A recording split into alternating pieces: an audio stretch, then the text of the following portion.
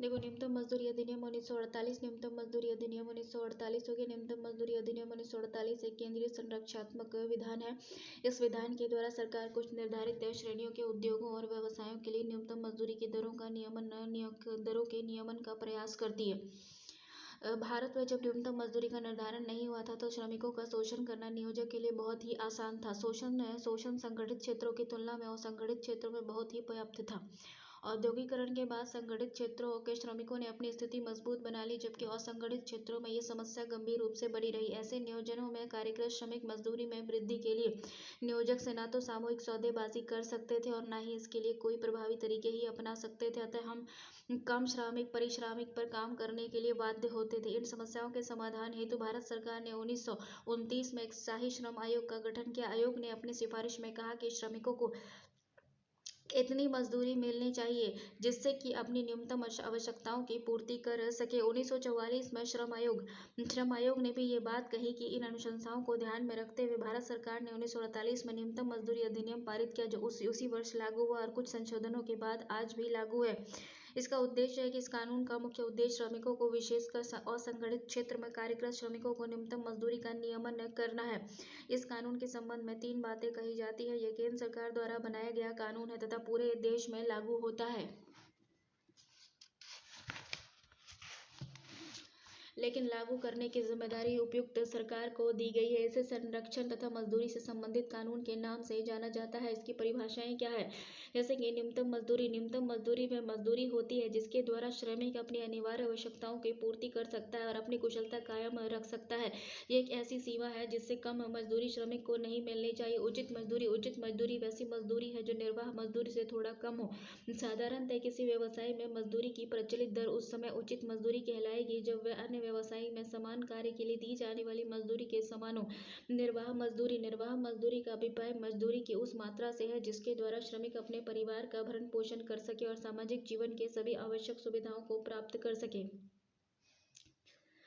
अतः मजदूरी की इन तीनों अवधारणाओं में न्यूनतम मजदूरी सबसे निचले स्तर और निर्वाह मजदूरी उच्चतर स्तर है। वयस्क, कुमार और बालक, एडल्ट, एडोलेसेंट एंड चाइल्ड से तात्पर्य वैसे व्यक्ति से है जो कारखाना अधिनियम 1948 की धारा 2 में दिया गया है। सक्षम प्राधिकारी से तात्पर्य ऐसे प्राधिकारी से है जो समुचित सरकार द्वारा अपने शासकीय राजपत्र में अधिसूचना द्वारा इस अधिसूचित में वर्णित अनुसूचित नियोजनों के अंतर्गत कार्यरत कर्मचारियों के लिए लागू निर्वाह व्यय सूचकांक के समय समय पर निर्धारित करने के लिए नियुक्त किए जाते हैं। नियोजक से तात्पर्य ऐसे व्यक्ति से है जो या तो स्वयं या किसी अन्य व्यक्ति द्वारा अपने किसी अन्य व्यक्ति के निमित्त एक या अधिक कर्मचारियों को ऐसे किसी अनुसूचित नियोजन में नियोजित करता है जिसके बारे में मजदूरी की न्यूनतम दरें और अधिकतम के द्वारा निर्धारित की जा सकती हैं। इसका मुख्य प्रावधान क्या है? विस्तार और स्कोप अधिनियम में एक अनुसूची दी गई है जिसमें काम करने वाले श्रमिकों के लिए मजदूरी की न्यूनतम दरें निर्धारित की जा सकती हैं। यह अनुसूची 2 भागों में है। भाग 1 में सम्मिलित नियोजक है। ऊनी गलीचे, धान कुट्टी, आटा मिल और दाल मिल, तंबाकू का निर्माण, बगान। देखो, भाग 1 में निर्धारित अनुसूची है, ठीक है ना।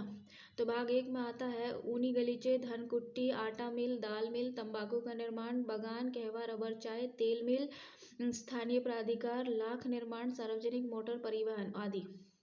भाग 2 में सम्मिलित नियोजन है। किसी प्रकार के कृषि कर्म में नियोजन, दूध उद्योग, पशुपालन उद्योग, मुर्गी पालन उद्योग, मधुमक्खी पालन उद्योग। अनुसूची में कुल नियोजनों की संख्या वर्तमान में 45 है, जबकि राज्य सरकार के अधीन 1628 नियोजन शामिल किए गए। अधिनियम के अनुसार उपयुक्त सरकार को अपने अपने अधिकार क्षेत्र में उपयुक्त अनुसूची में अन्य नियोजन को शामिल करने का अधिकार है। मजदूरी की न्यूनतम दरों का नियतन। तो इस अधिनियम के अनुसार समुचित सरकार अपने अपने अधिकार क्षेत्र में न्यूनतम मजदूरी की दरों का निर्धारण करती है। अनुसूचित नियोजनों के कार्य के श्रमिक की संख्या 1000 या उससे अधिक हो वहाँ सरकार न्यूनतम मजदूरी का निर्धारण करेगी। जिस नियोजन में श्रमिकों की संख्या 1000 से कम है वहाँ सरकार न्यूनतम मजदूरी की दरें निर्धारित नहीं करेगी, लेकिन जैसे ही श्रमिक की संख्या 1000 या उससे अधिक हो जाएगी वहाँ सरकार न्यूनतम मजदूरी की दरें नियत कर सकती है। निम्नलिखित प्रकार की मजदूरी नियत कर सकती है, जैसे कि minimum time rate, overtime rate, minimum piece rate, guaranteed time rate. किसी उद्योग में औद्योगिक विवाद अधिनियम 1947 का अधिनिर्णय लागू है, जहां मजदूरी की न्यूनतम दरें लागू नहीं होंगी। न्यूनतम मजदूरी दरों का निर्धारण करते समय विभिन्न रोजगार या एक ही रोजगार में अलग अलग कामों के लिए अलग अलग मजदूरी की दरें नियत की जा सकती हैं। मजदूरी की न्यूनतम दरें घंटे के, दिन और महीने और अन्य रूपों में निर्धारित की जा सकती है, लेकिन किसी भी स्थिति में एक समान एक मास से अधिक नहीं होगी। नियत की जाने वाली मजदूरी दरें निम्नलिखित प्रकार की हो सकती हैं। मजदूरी की मूल दर और परिवर्ती निर्वाह भत्ता। निर्वाह व्यय भत्ता सहित या रहित न्यूनतम मजदूरी की दरों के नियमन की प्रक्रिया क्या है? इसके लिए दो विधि अपनाई जाती है, एक समिति विधि और एक अधिसूचना विधि। समिति विधि में क्या होता है कि समुचित सरकार जो है एक समिति का गठन करती है। समिति की सहायता हेतु विभिन्न क्षेत्रों के लिए उप समितियों का गठन किया जाता है। इसमें नियोजक और श्रमिक की संख्या बराबर होगी तथा 1/3 की संख्या में स्वतंत्र व्यक्ति होंगे। स्वतंत्र व्यक्तियों में से एक को अध्यक्ष नियुक्त किया जाएगा। समिति की सिफारिशों को ध्यान में रखकर सरकार संबद्ध नियोजन के लिए मजदूरी की न्यूनतम दरें निर्धारित करती है। यह दरें राजकीय गजट में प्रकाशित करने के 3 माह के बाद कानून बन जाता है। अधिसूचना विधि। इस विधि के द्वारा सरकार अपनी राजकीय गजट में अधिसूचना जारी करती है। अधिसूचना में प्रकाशित होगा कि सरकार न्यूनतम मजदूरी द्वारा निर्धारित करने जा रही है, अतः इससे प्रभावित व्यक्ति 2 माह के भीतर अपने विचार को सरकार के पास भेजे। सरकार उन सभी बातों को ध्यान में रखते हुए न्यूनतम मजदूरी की दरें निर्धारित करेगी। ये मजदूरी की दर राजकीय गजट में प्रकाशन के 3 माह बाद लागू माना जाएगा। धारा 5 न्यूनतम मजदूरी की दरों का पुनरीक्षण। सरकार द्वारा 5 साल के अंतराल पर न्यूनतम मजदूरी की दरों का संशोधन किया जाएगा।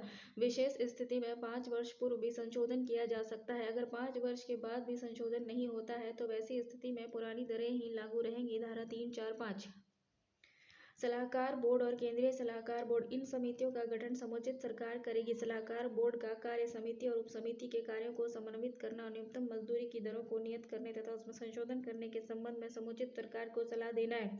केंद्रीय सलाहकार बोर्ड का भी गठन समिति उपसमिति की तरह होता है। इसका कार्य न्यूनतम मजदूरी की दरों को निर्धारित करना और सलाह देना और सलाहकार बोर्ड के कार्यों को समन्वित करना है। धारा 7, 8, 9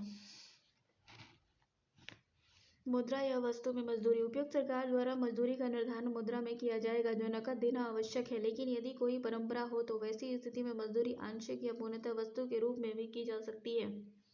धारा 11 न्यूनतम मजदूरी का भुगतान। धारा 12 अधिनियम के तहत नियत की गई मजदूरी से कम मजदूरी का भुगतान नहीं किया जाएगा। इससे वही कटौतियां की जा सकती हैं जो सरकार द्वारा अधिकृत की गई हैं।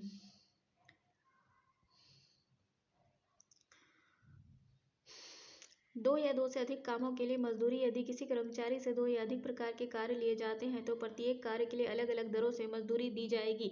समान कार्य के घंटे आदि का नियमन।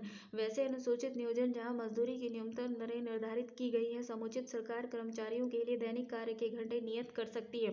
7 दिन के कार्य के लिए 1 दिन की मजदूरी सहित छुट्टी, विश्राम, अवकाश के दिन कार्य लेने पर दी जाने वाली मजदूरी ओवर टाइम की दर से कम नहीं होगी।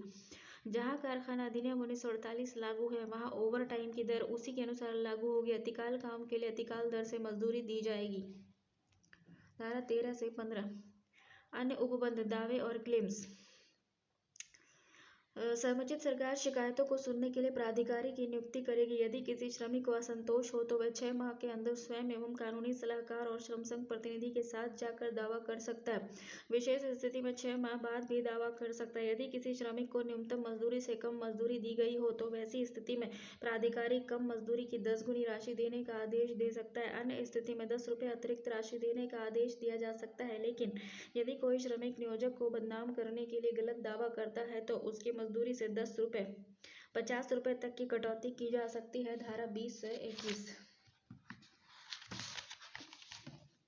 रजिस्टरों का अनुरीक्षण। नियोजक द्वारा रजिस्टर रखा जाएगा। इसमें कर्मचारियों से सम्मत ब्यौरा होगा। कार्य के दी जाने वाला कार्य की प्रकृति, ठीक है। रजिस्टर में क्या होगा कि कार्य उनके संबद्ध कार्य का ब्यौरा, दी जाने वाली मजदूरी की रसीद इत्यादि का विवरण होगा। धारा 18 निरीक्षक इंस्पेक्टर हो गया। उपयुक्त सरकार उचित संख्या में निरीक्षकों की नियुक्ति करेगी और इसके कार्य का निर्धारण करेगी। निरीक्षक सब महोदय रजिस्टर की जांच, मजदूरी का रिकॉर्ड तथा अन्य सूचनाओं की जांच कर सकते हैं तथा सरकार को अपनी रिपोर्ट सौंपेंगे। निरीक्षक को भारतीय दंड संहिता के अर्थ में लोक सेवक समझा जाता है पब्लिक सर्वेंट, निरीक्षक को लोक सेवक समझा जाता है। अपराधों का संज्ञान, यदि कोई शिकायत न्यूनतम मजदूरी से संबंधित हो या उसे संबंध में प्राधिकारी स्वीकृत कर दिया गया हो तो कोई भी न्यायालय समुचित सरकार या अधिकृत प्राधिकारी की स्वीकृति के बिना उस शिकायत पर विचार नहीं कर सकता।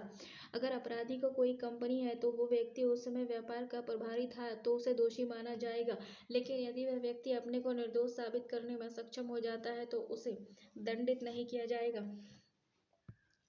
छूट और अपवाद, समुचित सरकार को परिस्थितियों के अनुरूप अधिनियम के प्रावधानों से छूट और लागू होने से संबद्ध निर्देश देने का अधिकार है। नियम बनाने की शक्ति, अधिनियम से संबंधित नियम बनाने की शक्ति केंद्र सरकार को है। धारा 29 अधिनियम की त्रुटियां, इस अधिनियम का पारित किया जाना एक महत्वपूर्ण घटना थी। अधिनियम के दायरे में बड़ी संख्या में असंगठित मजदूरों को लाया गया है और इसके आर्थिक हितों की रक्षा करने का प्रयास किया गया है, लेकिन क्रियान्वयन के स्तर और अन्य कारणों से अधिनियम में अभी भी त्रुटियां मौजूद हैं, जैसे कि मजदूरी की दरों के नियंत्रण के लिए मानकों का अभाव। हालांकि अधिनियम में मजदूरी का निर्धारण किया गया है लेकिन मानकों का उल्लेख नहीं किया गया है, फलतः मजदूरी की दरें जो है वो असंतोषजनक है।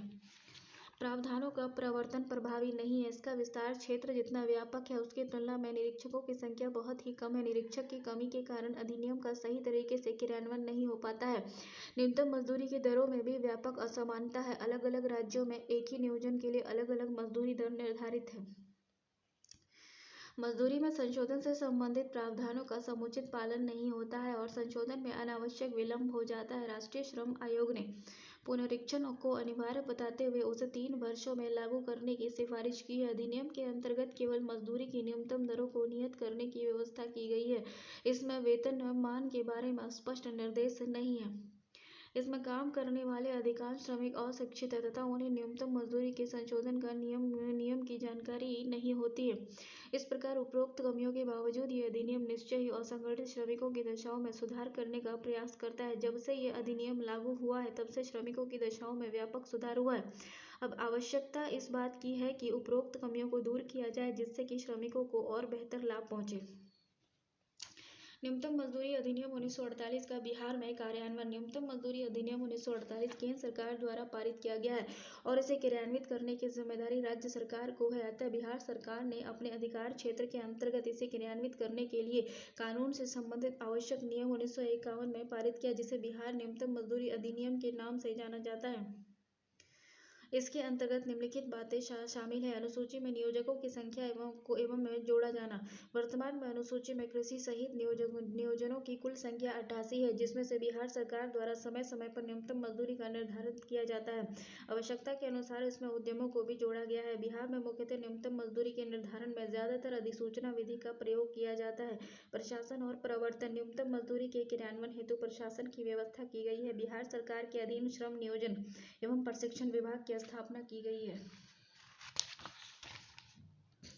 इसके प्रमुख श्रम मंत्री होते हैं और इसके अधीन श्रम आयुक्त एवं श्रम सचिव का पद सृजित है। श्रम आयुक्त के अधीन संयुक्त श्रम आयुक्त काम करते हैं। ये सभी पदाधिकारी पटना सचिवालय में पद स्थापित हैं। प्रमंडल स्तर पर सहायक श्रम आयुक्त और उप श्रम आयुक्त, जिला स्तर पर श्रम अधीक्षक और प्रखंड स्तर पर श्रम प्रवर्तक पदाधिकारी नियुक्त किए जाते हैं। पदाधिकारी अपने अपने क्षेत्र में निरीक्षण का काम भी करते हैं और निष्पादन करते हैं और इसमें निम्न सारणी से भी समझा जा सकता है, जैसे कि पटना सचिवालय के अंदर श्रम मंत्री होते हैं, एक श्रम सचिव होता है सचिवालय में, ठीक है, पटना में, और श्रम आयुक्त तो उसका सहायक होता है। श्रम आयुक्त होता है सचिवालय में, संयुक्त श्रम आयुक्त सचिवालय में होता है, उप श्रम आयुक्त प्रमंडल स्तर पर होता है और श्रम अधीक्षक जिला स्तर पर होता है और श्रम प्रवर्तन पदाधिकारी प्रखंड स्तर पर होता है। अनुसूची के भाग 1 के अंतर्गत दावा पत्रों की सुनवाई और निष्पादन के लिए सभी सहायक श्रम आयुक्त, अनुमंडल पदाधिकारी तथा श्रम न्यायालय के पीठासीन अधिकारियों को अधिनियम के अंतर्गत प्राधिकारी की शक्ति प्रदान की गई है। कृषि क्षेत्र अनुसूची के भाग 2 में अधिनियम के प्रभावी प्रवर्तन के लिए कृषि श्रम निर्देशालय की स्थापना की गई है। इसके प्रमुख निदेशक होते हैं उनके अधीक्षक, अधीनस्थ उप श्रमायुक्त, श्रम सहायक श्रमायुक्त, श्रम अधीक्षक कृषि श्रमिक तथा प्रखंड स्तर पर श्रम प्रवर्तक पदाधिकारी पदस्थापित होते हैं। अनुसूची के इस भाग के अंतर्गत दायर होने वाले दावा पत्रों की सुनवाई हेतु श्रम न्यायालय के पीठासीन पदाधिकारी, सहायक श्रम आयुक्त, कृषि श्रमिक, अनुमंडल पदाधिकारी, सभी भूमि सुधार उप समाहर्ता, सभी अंचल अधिकारी तथा सभी श्रम अधीक्षक प्राधिकार नियुक्त किए गए हैं। इस भाग के लिए सभी श्रम आयुक्त, निर्देशक और श्रम आयुक्त अपीलीय प्राधिकार हैं। न्यूनतम मजदूरी से संबंधित अनेक विवादों का समाधान तथा मजदूरी दर की संशोधन करने या निर्धारित करने इत्यादि कार्य श्रम आयुक्त एवं संयुक्त श्रम आयुक्त के निर्देश से होता है। सरकार द्वारा कई इकाई उत्पादन का कार्य जैसे कि दैनिक और मासिक कार्य जैसे आधारों पर ही सामान्यतः न्यूनतम मजदूरी दर का निर्धारण किया जाता है। न्यूनतम मजदूरी का निर्धारण मुद्रा में किया जाता है। परंपरा या श्रमिक की मांग पर मुद्रा या वस्तु भी की जाती है। श्रमिकों की श्रेणी। राज्य सरकार द्वारा श्रमिकों की 4 श्रेणी निर्धारित की गई है। पहला श्रेणी जो होता है वो कुशल अकुशल होता है। देखो उसमें जो होता है कुशल, अति कुशल। अति कुशल है, ये कुशल है, अर्धकुशल है और अकुशल है। श्रेणी कर्मचारियों की श्रेणी, जैसे कि अकुशल कर्मचारी है, इसमें दरबान, चपरासी, खलासी और मजदूर होता है।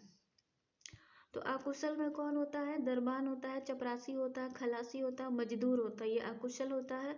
अर्धकुशल में माली होता है, चारा काटने वाला होता है। कुशल जो होता है वो यंत्र चालक होता है और लोहार होता है।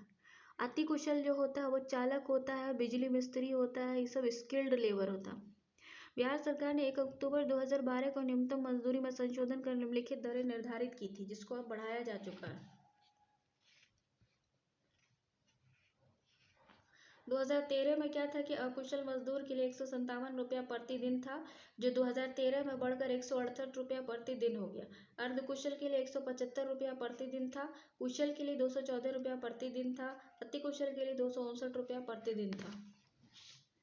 देखो, मजदूरी भुगतान अधिनियम 1936। मजदूरी भुगतान अधिनियम 1936 एक संरक्षणात्मक श्रम विधान है। इस अधिनियम के पारित होने से पहले मजदूरी भुगतान से संबंधित अनेक समस्या विद्यमान थी, जैसे नियोजक द्वारा मजदूरी का भुगतान नहीं किया जाना, मजदूरी देय दर में कटौती कर लेना, कभी कभी मजदूरी की जिम्मेदारी स्वीकार न करना, मजदूरी भुगतान की अवधि न होना, मजदूरी का भुगतान नकद न करके वस्तुओं के रूप में करना इत्यादि। 1925 में भारत सरकार ने इन समस्याओं के समाधान एक समिति का गठन किया। 1929 में शाही श्रम आयोग का गठन किया गया। समिति की सिफारिशों और आयोग की रिपोर्ट का अध्ययन करने पर केंद्र सरकार ने 1930 में मजदूरी भुगतान अधिनियम पारित किया, जो निम्न संशोधनों के बाद आज भी लागू है। मजदूरी भुगतान अधिनियम 1936 का जो उद्देश्य है वो यही है कि मजदूरी के नियमित भुगतान की व्यवस्था करना, वैसे वैध मुद्रा में मजदूरी के भुगतान की व्यवस्था करना, मजदूरी में अनाधिकृत कटौती को रोकना, मनमाने ढंग से श्रमिक पर जुर्माना लगाने पर रोक लगाना, मजदूरी भुगतान से संबंध अनाचारों के विरुद्ध श्रमिकों को राहत देना। अन्य प्रावधान क्या है? इसका विस्तार क्षेत्र जो है ये केंद्रीय विधान है, पूरे देश में लागू है। यह कानून सभी कारखाने, खान बगान, रेलवे, बंदरगाह, पत्तन जैसी सभी प्रतिष्ठानों में लागू होता है। साथ ही उपयुक्त सरकार 3 माह पूर्व अपनी राजकीय गजट में अधिसूचना जारी कर सकती है, प्रतिष्ठान में लागू कर सकती है। इसके अंतर्गत वैसे लोग सम्मिलित होते हैं जिनकी मासिक मजदूरी 10,000 रुपये हो। धारा 1(2) परिभाषा। मजदूरी। मजदूरी से तात्पर्य उन सभी पारिश्रमिक से है जिसे मुद्रा के रूप में अभिव्यक्त किया जाता है और जो नियोजन की शर्तों को पूरा किए जाने और नियोजित व्यक्ति को नियोजक द्वारा देय होता है। धारा 2(4) समुचित सरकार, एप्रोप्रिएट गवर्नमेंट, जैसे कि रेलवे, वायु परिवहन, खान तेल क्षेत्र के संबंध में समुचित सरकार से अभिप्राय केंद्रीय सरकार से है। ये सभी मामले में और अन्य सभी मामले में राज्य सरकार से है। रेलवे हो, वायु परिवहन हो, खान हो, तेल हो, ये सब के क्षेत्र में जो एप्रोप्रिएट गवर्नमेंट है वो केंद्र सरकार है, और बाकी अन्य मामले में राज्य सरकार है। मजदूरी भुगतान का दायित्व होगा। सभी कारखाने में श्रमिक को मजदूरी भुगतान करने की जिम्मेदारी नियोजक की होगी। नियोजक द्वारा नाम निर्दिष्ट करने पर प्रबंधक और उसके अन्य व्यक्ति की है। मजदूरी भुगतान की अवधि क्या होगी? इस संबंध उपबंध के प्रावधान के अनुसार प्रत्येक कारखाने का नियोजक उस कारखाने के लिए भुगतान अवधि निर्धारित करेगा। इस अवधि की समाप्ति पर मजदूरी का भुगतान कर दिया जाएगा। यह भुगतान अवधि किसी भी दशा में 1 महीने से अधिक नहीं होगी। धारा 4 मजदूरी भुगतान का समय। जिस संस्थान में 1000 से कम व्यक्ति नियोजित हो वहां मजदूरी अवधि की समाप्ति के बाद 7 दिनों के अंदर, जहां 1000 से अधिक व्यक्ति नियोजित हो वहां 10 दिनों के अंदर मजदूरी का भुगतान करना आवश्यक होगा। लेकिन यदि कोई कर्मचारी नौकरी से हटाया गया हो तो वैसी स्थिति में उससे मजदूरी का भुगतान दूसरे कार्य दिवस की समाप्ति के बाद किया जाएगा। मजदूरी का भुगतान कार्य दिवस, कार्यस्थल और कार्य समय में किया जाएगा। धारा 5 वैध मुद्रा में मजदूरी का भुगतान। मजदूरी का भुगतान हमेशा नगद रूप में किया जाएगा। यदि श्रमिक ने अपनी इच्छा व्यक्त की हो तो नियोजक उसकी मजदूरी का भुगतान चेक या ड्राफ्ट में भी कर सकता है। यदि श्रमिक ने लिखित रूप से इच्छा जाहिर की हो, जिस नियोजक उस श्रमिक के बैंक खाते में उसकी मजदूरी भेज सकता है। मजदूरी से अधिकृत कटौतियां। अधिनियम के अनुसार कर्मचारियों की मजदूरी से निम्नलिखित प्रकार की कटौती की जा सकती है। धारा 7 जुर्माने के लिए कटौतियां। नियोजक द्वारा कर्मचारियों की मजदूरी से उन पर लगाए गए जुर्माने की राशि कटौती की जा सकती है। इसके लिए निम्नलिखित शर्तों का पालन करना आवश्यक है। कटौती करने से पहले राज्य सरकार या सक्षम पदाधिकारी से अनुमति आवश्यक होगी। किसी भी कर्मचारी पर जुर्माना तब तक नहीं लगाया जा सकता जब तक उसके जुर्माने के खिलाफ कारण बताओ का अवसर नहीं दिया गया। 15 वर्ष से कम उम्र के व्यक्तियों पर जुर्माना नहीं लगाया जा सकता है। जुर्माने की रकम को किश्तों या उसे लगाए जाने के 60 दिन के भीतर के बाद वसूल नहीं किया जाएगा। जुर्माने के रूप में वसूल की गई सभी राशि को केवल उस कारखाने के प्रतिष्ठान में नियोजित व्यक्तियों के लाभ के लिए ही खर्च किया जाएगा। 728 धारा काम में अनुपस्थित के लिए कटौती। यदि कोई कर्मचारी नियोजन के शर्त का उल्लंघन कर काम से अनुपस्थित रहता है तो उसकी मजदूरी से कटौती की जा सकती है, परंतु यह कटौती वास्तविक अनुपस्थिति से अधिक अवधि के लिए नहीं की जा सकती है। साथ ही जब किसी प्रतिष्ठान में 10 से अधिक कर्मचारी गुटबंदी करके बिना सूचना दिए बिना किसी उचित कारण बताए अनुपस्थित रहते हैं तो उस अवधि के लिए 8 और 10 दिन के लिए भी कटौती की जा सकती है। नुकसान या हानि के लिए कटौती। इस संबंध में निम्नलिखित उपबंध किए गए हैं। यदि कर्मचारी की देखरेख में कोई वस्तु रखी गई है और उस वस्तु का नुकसान श्रमिक की लापरवाही के कारण होता है तो नियोजक व्यक्ति द्वारा जाली नोटों के स्वीकार करने के कारण रेल प्रशासन को होने वाली क्षति के कारण कटौती की जा सकती है। नियोजक व्यक्ति द्वारा बिल देने, जमा करने या रेल प्रशासन को देय समुचित प्रचारों के हिसाब में चूक करने पर कटौती की जा सकती है। नियोजक व्यक्ति द्वारा बिल देने, जमा करने या रेल प्रशासन को देय समुचित प्रचारों के हिसाब से चूक होने पर कटौती की जा सकती है। नुकसान या हानि के लिए कटौती की राशि नियोजक को होने वाली हानि में कम से कम अधिक नहीं हो सकती है। कटौती करने से पहले श्रमिक को कारण बताओ एवं सुनवाई का अवसर देना आवश्यक होगा। धारा 7(2) प्रदत्त सेवाएं हो गया। देखो, यदि सरकार के आदेश में नियोजक श्रमिक को आवास, गृह और अन्य सुविधाएं प्रदान करता है तो सुविधाओं के लिए श्रमिक की मजदूरी से कटौती की जा सकती है। धारा 7(2) अग्रिमों की वसूली के लिए कटौतियां। कर्मचारियों को किसी भी प्रकार की पेशगी या उस पर देय ब्याज की वसूली या अधिक मजदूरी के समायोजन के लिए कर्मचारी की मजदूरी से कटौती की जा सकती है। ऋणों की वसूली के लिए कटौती। कल्याण निधि से गृह निर्माण और राज्य सरकार द्वारा अनुमोदित अन्य परियोजनाओं के लिए दिए गए ऋण और उससे संबद्ध ब्याज की वसूली के लिए कर्मचारियों की मजदूरी में कटौती की जा सकती है। अन्य कटौती भी है, जैसे नियोजक व्यक्ति द्वारा देय आयकर की कटौती, इनकम टैक्स कटौती, न्यायालय या अन्य सक्षम पदाधिकारी के आदेश द्वारा कटौती, भविष्य निधि में अंशदान या अग्रिम की वसूली के लिए कटौती, सरकारी समिति में देनगी कटौती। किसी कर्मचारी के लिए निम्नलिखित निवेदन पर निम्न प्रकार की कटौती की जा सकती है। जीवन बीमा में प्रीमियम हेतु कटौती की जा सकती है। शासकीय शेयर की खरीद की देनगी में भी कटौती की जा सकती है। श्रमिक संघ की सदस्यता और कल्याण हेतु कोष में भी कटौती की जा सकती है। डाकघर बचत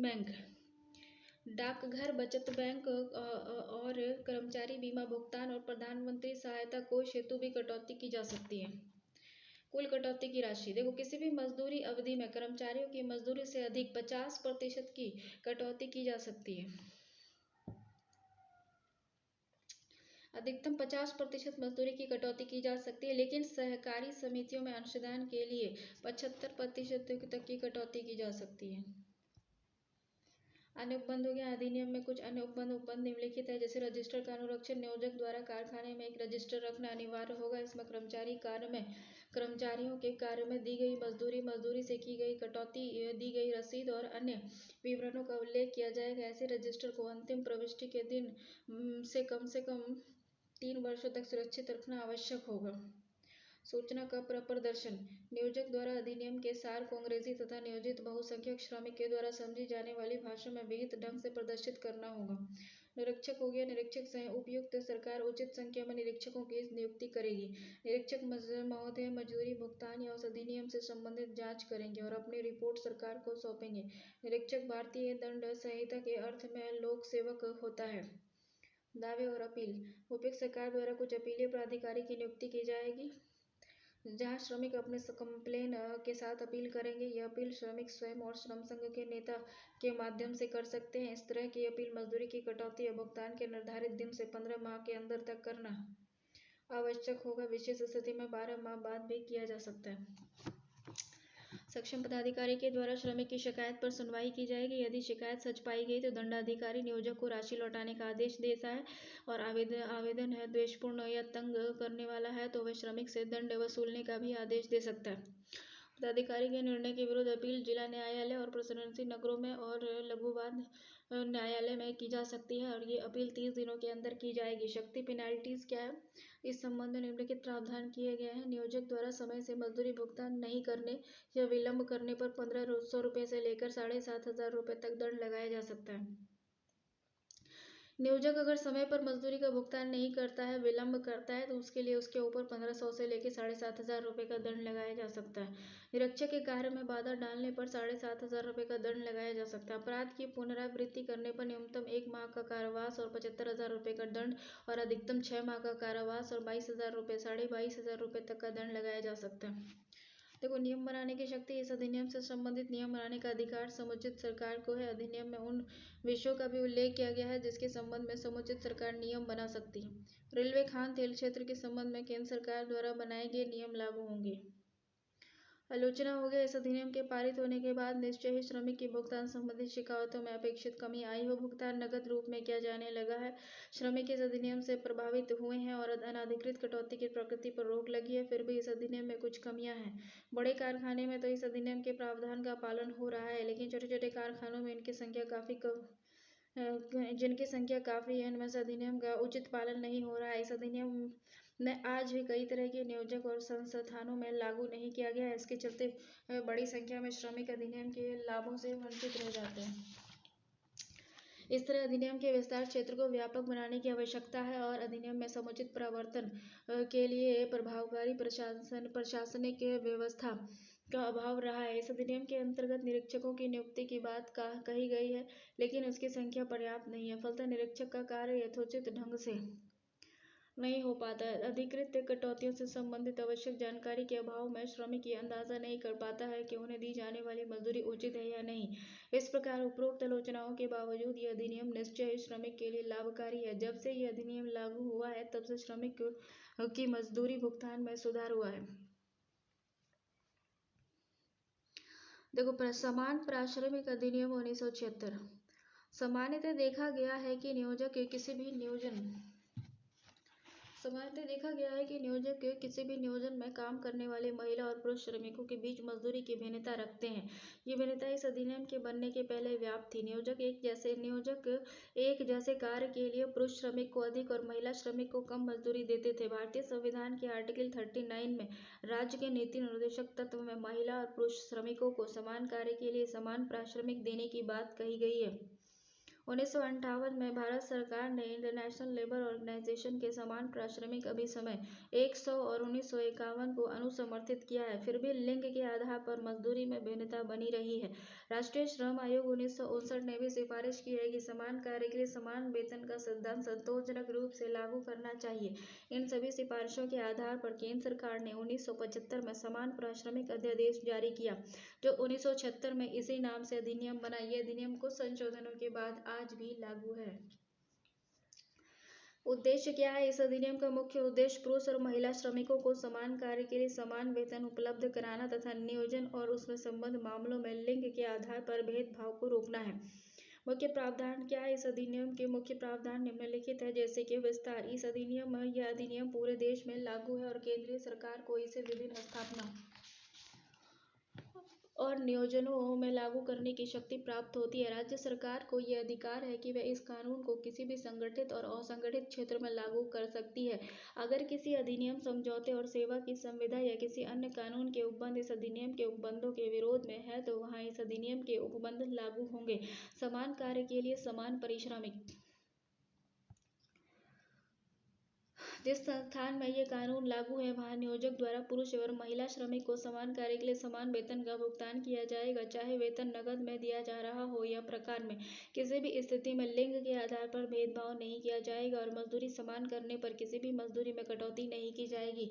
यदि इस अधिनियम के लागू होने के पहले समान कार्य के लिए समान वेतन में लिंग के आधार पर भिन्नता थी, इस अधिनियम के लागू होने के बाद उच्च दरें लागू की गई। इसकी उच्चतम दरें ही लागू रहीं।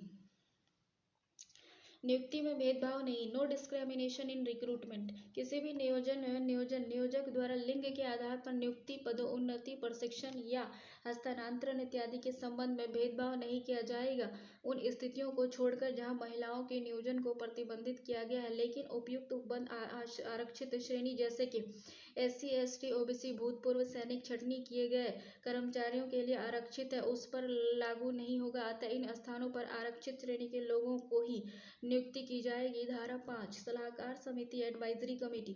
उपयुक्त सरकार एक या अधिक सलाहकार समिति का गठन करेगी। इसमें कम से कम 10 सदस्य होंगे।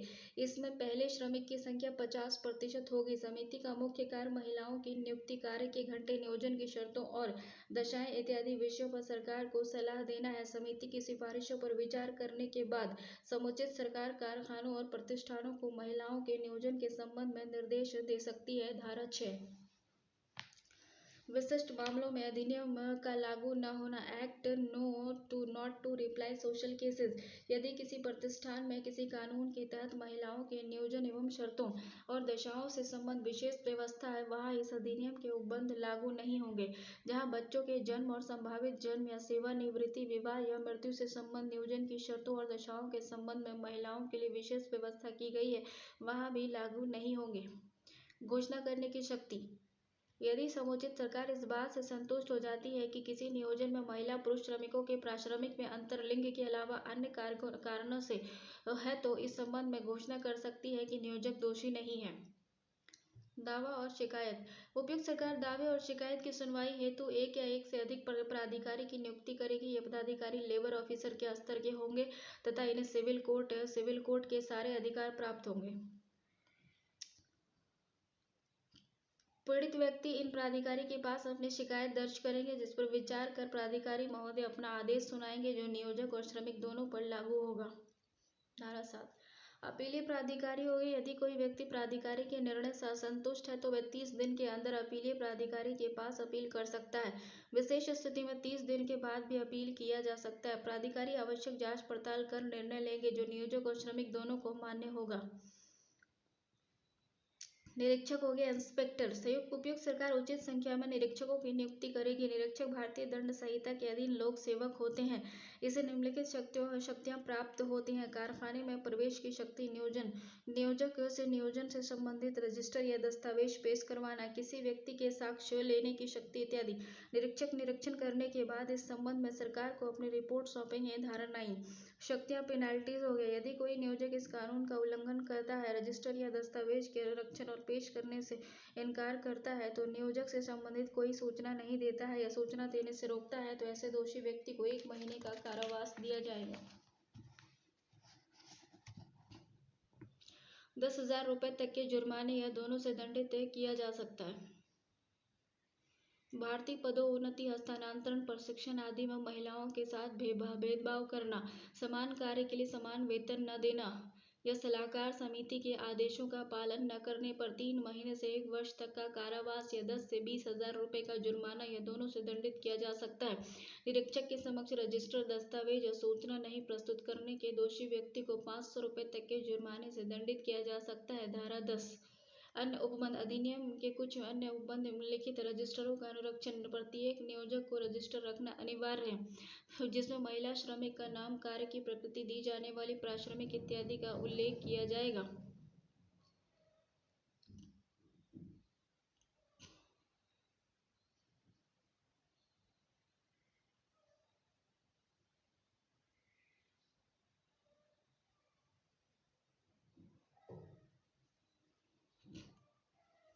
अनुबंध देखो, रजिस्टर का अनुरक्षण, प्रत्येक नियोजक को रजिस्टर रखना अनिवार्य है जिसमें महिला श्रमिक का नाम, कार्य की प्रकृति, दी जाने वाली पारिश्रमिक इत्यादि का उल्लेख होगा। धारा 8, कंपनियों द्वारा अपराध, यदि कोई अपराध किसी कंपनी द्वारा दी गई हो तथा जो व्यक्ति अपराध के समय कंपनी के व्यवसाय के संचालन के प्रभार में हो तो वह अपराध के लिए दोषी माना जाएगा।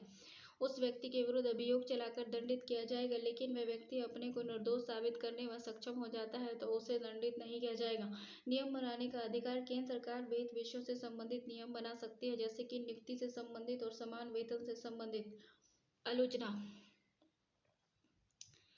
देखो, इसमें क्या है कि अधिनियम संविधान की भावनाओं को आत्मसात करने में काफी सफल रहा है। अधिनियम के पारित होने से महिला श्रमिक निश्चित रूप से लाभान्वित हुई है, परंतु अभी भी अधिनियम में कुछ कमियां हैं जो इस दिशा में अपेक्षित कदम उठाने की आवश्यकता की ओर ध्यान केंद्रित करता है। समान कार्य के लिए समान प्रकृति के कार्य की व्याख्या को लेकर परेशानियां उत्पन्न होती रही हैं। अस्पष्ट व्याख्या के अभाव में नियोजक स्थिति का फायदा उठाते हैं। अधिनियम में इस बात की व्यवस्था की गई है कि नियुक्ति के मामले में पुरुष और महिला श्रमिक के बीच कोई भेदभाव नहीं रखा जाएगा। व्यवहार में इस अधिनियम के प्रावधान का प्रभावी ढंग से पालन नहीं किया जाता है और अधिनियम में परामर्श समिति के गठन की बात कही गई है और इससे सुझाव लेने की बात भी कही गई है, लेकिन व्यवहार में परामर्श समितियों का क्रियाकलाप प्रभावी नहीं है। निरीक्षकों की संख्या अपर्याप्त है, फलस्वरूप निरीक्षण कार्य में बाधा आती है। दंड की उचित व्यवस्था नहीं है, कम दंड होने के कारण कोई भी नियोजक दंड की रकम जमा कर कानून से बच जाता है। देखो, इसमें दूसरा चैप्टर है कर्मकार क्षतिपूर्ति अधिनियम। भारत में औद्योगिकरण के बाद उद्योग का विकास हुआ। ठीक है, कर्मकार क्षतिपूर्ति अधिनियम 1923। भारत में औद्योगिकरण के बाद उद्योग का विकास हुआ, नए नए मशीनों का प्रयोग होने लगा, फलस्वरूप उद्योग में होने वाली दुर्घटनाओं की संख्या बढ़ी। इस दुर्घटना से श्रमिकों की मृत्यु हो जाती थी, अस्थायी और अस्थायी रूप से अपंग हो जाते थे और इस स्थिति में श्रमिक को आर्थिक सहायता की आवश्यकता होती थी जिसका अभाव था। इसके लिए कोई कानून बना था और न ही नियोजक अपना उत्तरदायित्व समझता था। अभी भी भारतीय श्रमिक दुर्घटना के कारण प्रभावित होते थे तो उन्हें उनके आश्रितों को ब्रिटेन के कॉमन लॉ के तहत न्यायालय में साबित करना पड़ता था कि दुर्घटना के लिए नियोजक ही जिम्मेदार है।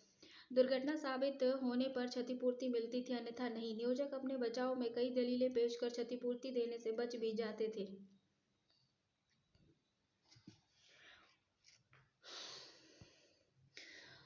योगदायी अपेक्षा का सिद्धांत, सामान्य नियोजन सहकर्मियों के दायित्व का सिद्धांत, किसी भी पक्ष के निधन से व्यक्तिगत दावे की समाप्ति का सिद्धांत और अज्ञात व्यक्तियों के दायित्व का सिद्धांत। इन समस्याओं से श्रमिकों को संरक्षण प्राप्त करने के लिए केंद्र सरकार ने 1923 में कर्मचारी क्षतिपूर्ति अधिनियम पारित किया, जो कुछ संशोधनों के बाद आज भी लागू है। इसका उद्देश्य क्या है? इस अधिनियम का मुख्य उद्देश्य उद्योग में कार्यरत श्रमिकों की दुर्घटना होने पर नियोजक और को द्वारा क्षतिपूर्ति दिलाना। यह क्षतिपूर्ति उन्हें उनके परिवार को दिए जाएंगे। इस अधिनियम में तीन बातें कही गई थी। यह अधिनियम केंद्र सरकार द्वारा पारित किया गया तथा पूरे देश में लागू है। इसे लागू करने का अधिकार राज्यों में राज्य सरकार का है। ये एक पहला सामाजिक सुरक्षा विधान था। परिभाषा देखो इसकी क्या है। इस अधिनियम में कुछ महत्वपूर्ण परिभाषा है, जैसे कि अस्थायी आंशिक आवश्यकता से तात्पर्य इस स्थिति से है जिसमें श्रमिक के नियोजन में उपार्जन क्षमता अस्थायी अवधि के लिए कम हो जाती है। एक टेम्पोररी पार्शियल डिसेबलमेंट है। ठीक है, एक परमानेंट पार्शियल डिसेबलमेंट है। टेम्पोररी पार्शियल डिसेबलमेंट का मतलब होता है कि अस्थायी और आंशिक अशक्तता स्थिति है जिसमें श्रमिक के नियोजन में उपार्जन क्षमता अस्थायी अवधि के लिए कम हो जाती है। उसके परमानेंट और पार्शियल डिसेबलमेंट होता है इसमें कि जिसमें कर्मकार की हर ऐसे नियोजन के उपार्जन क्षमता अस्थायी रूप से कम हो जाती है। टेम्पोररी टोटल डिसेबलमेंट, जिसमें कर्मकार की सभी कामों के लिए अस्थायी रूप से करने में असमर्थ हो जाता है। परमानेंट हो और टोटल डिसेबलमेंट हो गया तो उसमें कहता है कि ऐसी दुर्घटना जिसमें कि कर्मचारी जो है वो पूर्ण रूप से असमर्थ हो जाता है कार्य करने के लिए। तो मजदूरी हो गया। मजदूरी से अभिप्राय ऐसे पारिश्रमिक से है जिसमें मुद्रा के रूप में अभिव्यक्त किया जाता है, लेकिन इसके अंतर्गत निम्नलिखित सम्मिलित नहीं होते हैं, जैसे कि यात्रा भत्ता, यात्रा संबंधी रियायत का मूल्य, पेंशन और भविष्य निधि में दिया गया फंड। डिपेंडेंट हो गया। आश्रितों से अभिप्राय मृत कर्मकार के नातेदारों में से किसी का बोध होता है। ये नातेदार निम्नलिखित है।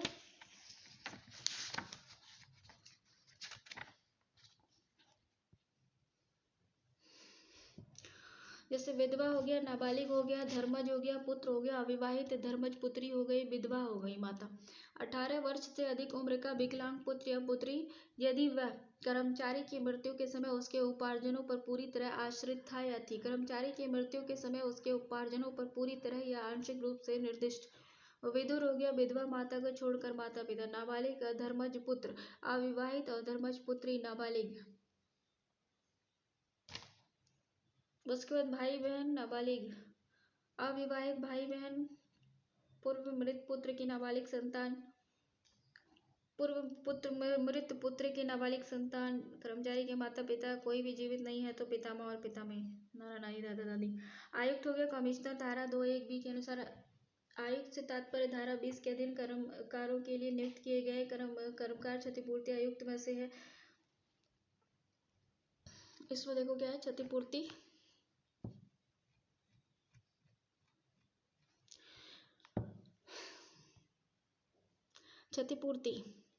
अधिनियम की धारा 2(1)(c) के तहत क्षतिपूर्ति से तात्पर्य काम के दौरान होने वाले शारीरिक और मानसिक दुर्घटना से कर्मकार को घटित होने वाली क्षति के आलोक में नियोजक द्वारा की जाने वाली क्षतिपूर्ति से है। नियोजक हो गया एम्प्लॉयर्स अधिनियम की धारा 2(1)(f) के अधीन नियोजक को अभिप्राय निम्न व्यक्ति से है, किन्हीं व्यक्तियों का निकाय, चाहे ऐसा निकाय निगमित है अथवा नहीं। नियोजक का प्रबंधन अभिकर्ता, मृत नियोजक का विधिक प्रतिनिधि। जब किसी कर्मकार की सेवाएं उस व्यक्ति द्वारा किसी के साथ कर्मकार ने सेवा अथवा शिक्षु की संविदा की है, अन्य व्यक्तियों को अस्थायी तौर पर उधार दे दी गई है, भाड़े पर दी गई है, तो ऐसी स्थिति में नियोजक से तात्पर्य उस व्यक्ति से है जो जब तक कि वह कर्मकार नियोजक के बारे में काम करता था, नियोजक के लिए काम करता था। नियोजक की परिभाषा से संबंध में है कि नियोजक से तात्पर्य ऐसे किसी व्यक्ति से है जो किसी अन्य व्यक्ति द्वारा व्यक्तियों के समूह को नियोजन प्रदान करता है।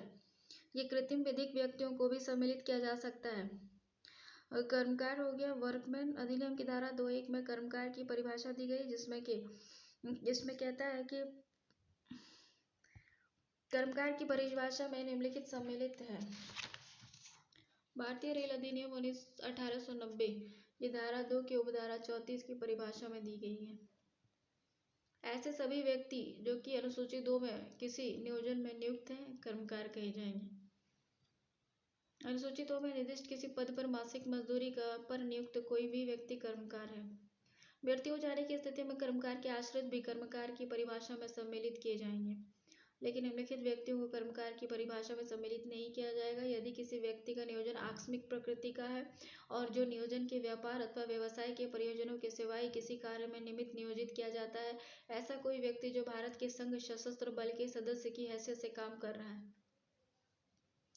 देखो विस्तार क्षेत्र ये केंद्रीय विधान है जो पूरे देश में लागू है। ये सभी कारखाने, खान बगान, कृषि कार्य और अन्य औद्योगिक प्रतिष्ठानों में लागू है। भारतीय रेल के किसी भी प्रशासनिक जिला उपखंड कार्यालय में अस्थायी रूप से नियोजित रेलवे सेवक पर लागू है। अनुसूचितों में वर्णित नियोजन में कार्यरत सभी श्रमिक लाभ प्राप्त कर सकते हैं। धारा 2 इन 2(3) क्षतिपूर्ति के लिए दायित्व क्षतिपूर्ति देने का दायित्व नियोजक का होगा। इसके लिए निम्नलिखित दशाएं हैं। दुर्घटना नियोजन के दौरान हुई हो, दुर्घटना नियोजन या उससे उत्पन्न हुई हो, दुर्घटना के कारण श्रमिक व्यक्तिगत रूप से क्षतिग्रस्त हुआ हो लेकिन निम्नलिखित स्थितियों में दुर्घटना नियोजन से उत्पन्न नहीं समझी जाती है। यदि श्रमिक दिए गए कार्य को छोड़कर दूसरा काम करता है, व्यक्तिगत काम करता है, असावधानी उतावलेपन से काम करता है, मिर्गी के कारण दुर्घटना का सामना करना पड़ता है, नशे के कारण दुर्घटना का सामना करना पड़ता है, दूसरे के हमले के कारण दुर्घटनाग्रस्त हो जाता है, तो क्षतिपूर्ति के लिए उत्तरदायी नहीं होगा। यदि आवश्यकता 3 दिन से अधिक अवधि के लिए नहीं हो, यदि दुर्घटना श्रमिक के द्वारा सुरक्षा संबंधी नियमों का जानबूझकर उल्लंघन किया गया हो, यदि दुर्घटना नशीली वस्तु के सेवन के फलस्वरूप हुई हो, लेकिन किसी भी दशा में श्रमिक की मृत्यु अगर हो जाती है तो नियोजक क्षतिपूर्ति के लिए उत्तरदायी होगा।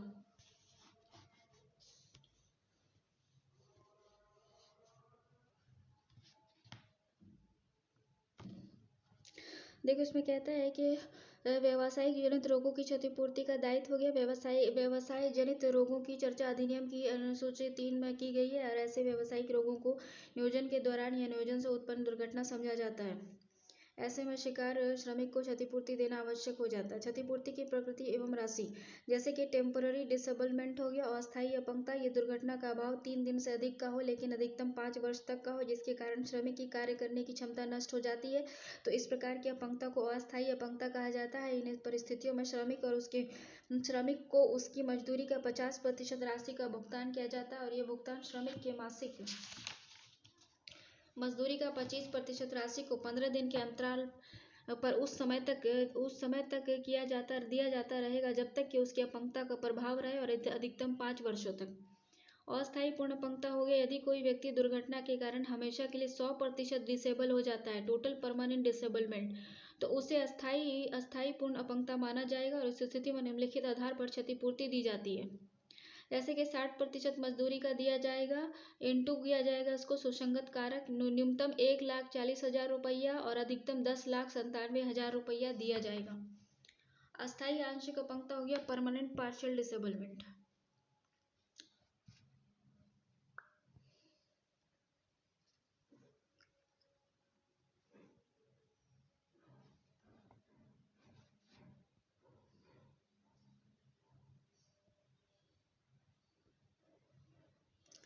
अस्थायी आंशिक अपंगता यदि दुर्घटना के कारण श्रमिक की अपंगता 100% से कम होती थी तो उसे अस्थायी आंशिक अपंगता माना जाएगा, जिसे किसी व्यक्ति की एक अंगुली कटने पर 5%, एक पांव कटने पर और एक आंख फूटने पर 50% की राशि दी जाएगी।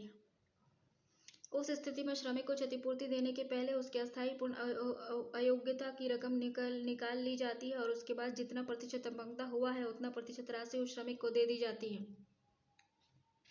मृत्यु हो गया यदि दुर्घटना के कारण श्रमिक की मृत्यु हो जाती है तो उसके आश्रित को क्षतिपूर्ति दी जाती है। दुर्घटना के फलस्वरूप होने वाले मृत्यु की स्थिति में क्षतिपूर्ति की रकम मृत कर्मकार की मजदूरी के 50% को तालिका 5 में दिए गए सुसंगत कारक से गुना करने पर न्यूनतम राशि 1,20,000 रुपये या अधिकतम 9,14,000 रुपये दिए जाते थे।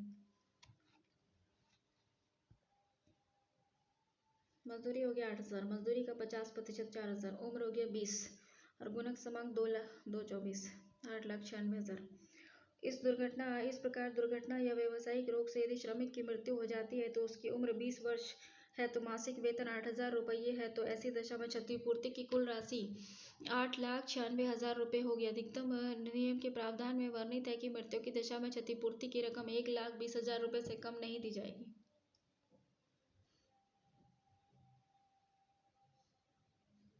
यदि किसी कर्मकार की मासिक आय 8,000 रुपये प्रति माह से अधिक है तो क्षतिपूर्ति की राशि की गणना 8,000 रुपये की मजदूरी पर ही की जाएगी।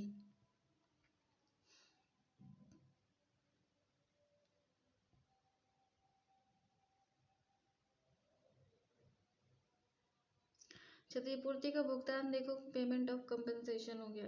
कार्य के दौरान श्रमिक की दुर्घटना हो जाती है या उसे शारीरिक क्षति पहुंचती है तो नियोजक क्षतिपूर्ति के लिए उत्तरदायी होता है। अगर नियोजक क्षतिपूर्ति की पूरी राशि का दायित्व स्वीकार नहीं करता, उस राशि को श्रमिक को दे दिया जाता है और उसे कर्मकार क्षतिपूर्ति आयुक्त के पास जमा किया जाता है। यदि नियोजक क्षतिपूर्ति की राशि का भुगतान 1 महीने के अंदर नहीं करता है तो उपयुक्त बकाये की राशि को 12% के साधारण ब्याज के साथ देने का आदेश दे सकता है। अगर आयुक्त नियोजक द्वारा क्षतिपूर्ति की राशि देने से देरी को अनुचित समझता है तो वह उस राशि को 50% जुर्माने के रूप में जमा करने का आदेश दे सकता है। ब्याज या जुर्माने की राशि श्रमिक या उसके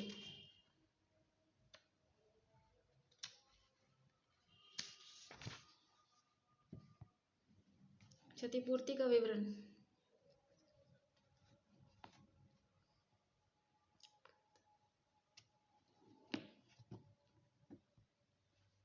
क्षतिपूर्ति का विवरण। दुर्घटना के बाद क्षतिपूर्ति की राशि श्रमिक को दी जाएगी, लेकिन मृत्यु की स्थिति में उसके आश्रित को दी जाएगी। यदि आश्रितों की संख्या 1 से अधिक है तो कमिश्नर उस राशि को बराबर भागों में वितरित कर देगा। मृत श्रमिक का आश्रित नाबालिग है तो कमिश्नर क्षतिपूर्ति की राशि को ऐसे व्यक्ति को देगा जो उसकी देखरेख करता हो। यदि आयुक्त की नज़र में वह व्यक्ति बच्चे की देखरेख सही ढंग से नहीं करता है तो वह क्षतिपूर्ति की राशि वापस भी करा सकता है और तथा उसे किसी बैंक में जमा कर सकता है। कर्मकार क्षतिपूर्ति आयुक्त। राज्य सरकार कर्मकार क्षतिपूर्ति आयुक्त की नियुक्ति करेगा। ये पदाधिकारी श्रम आयुक्त स्तर के होंगे। इन्हें सिविल कोड के सारे अधिकार प्राप्त होंगे। उन्हें कई विषयों पर निर्णय लेने की शक्ति प्राप्त होगी। क्षतिपूर्ति देने का दायित्व, क्षतिपूर्ति की रकम और अवधि, क्षतिपूर्ति पाने का अधिकार, अपंगता की प्रकृति एवं मात्रा। क्षतिपूर्ति से संबंध किसी विषय को एक आयुक्त से दूसरे आयुक्त के पास हस्तांतरित किया जा सकता है। आयुक्त आश्रित के आवेदन को छोड़कर अन्य आवेदनों पर तभी विचार करता है जब दोनों पक्ष क्षतिपूर्ति के मामले को समझता है।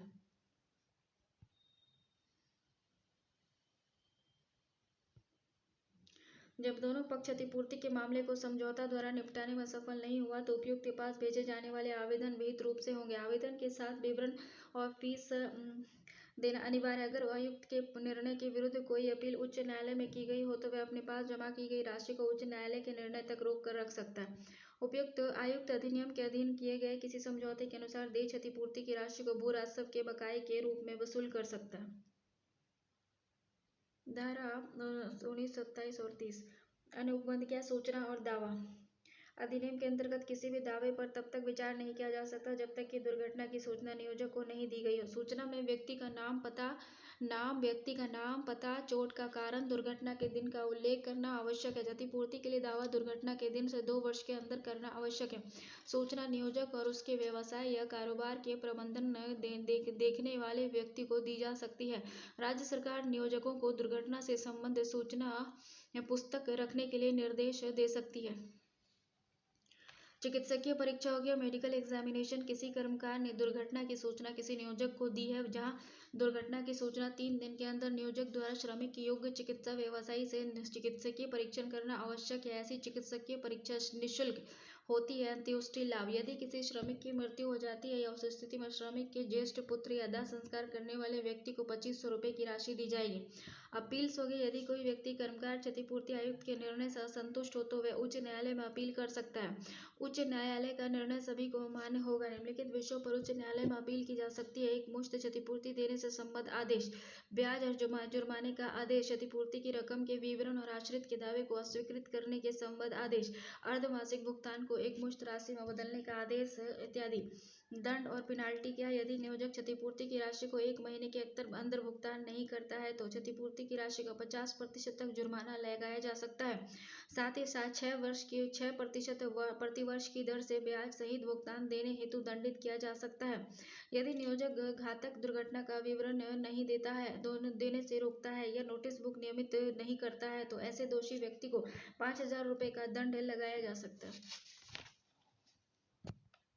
नियम बनाने की शक्ति इस अधिनियम से संबंधित विषय पर नियम बनाने की शक्ति राज्य सरकार को है।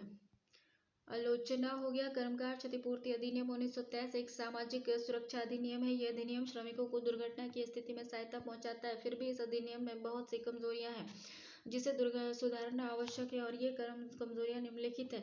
इस अधिनियम का कार्यान्वयन सही तरीके से नहीं हो रहा है। कार्यान्वयन के अभाव में श्रमिकों को उचित मुआवजा नहीं मिल पाता है। अधिकांश श्रमिक अशिक्षित होते हैं और वे अपने अधिकार को समझ नहीं पाते हैं। अधिनियम के अंतर्गत सभी अस्थायी पूर्ण योग्यता अथवा मृत्यु की दशा में क्षतिपूर्ति निवारण हेतु आधार राशि 4000 रुपये मासिक वेतन की तय की गई है। क्षतिपूर्ति की राशि का निर्धारण कर्मकारों की वास्तविक मजदूरी के आधार पर किया जाना चाहिए। अधिनियम में मुआवजा प्राप्त करने का तरीका भी जटिल है। इस कारण श्रमिकों को अधिनियम का लाभ आसानी से नहीं मिल पाता है। अधिनियम में दुर्घटनाग्रस्त श्रमिकों की चिकित्सकीय और चिकित्सकीय देखभाल की व्यवस्था नहीं की गई है। अधिकतर नियोजक विकलांग श्रमिकों को नौकरी से हटा देते हैं और ऐसी स्थिति में उनके पास आर्थिक कठिनाई आ जाती है। उपयुक्त कमियों के बावजूद यह अधिनियम श्रमिकों को क्षतिपूर्ति दिलाने में अपना महत्वपूर्ण योगदान देता है। आवश्यकता इस बात की है कि इन कमियों को दूर किया जा सकता है। प्रसूति हित लाभ अधिनियम 1961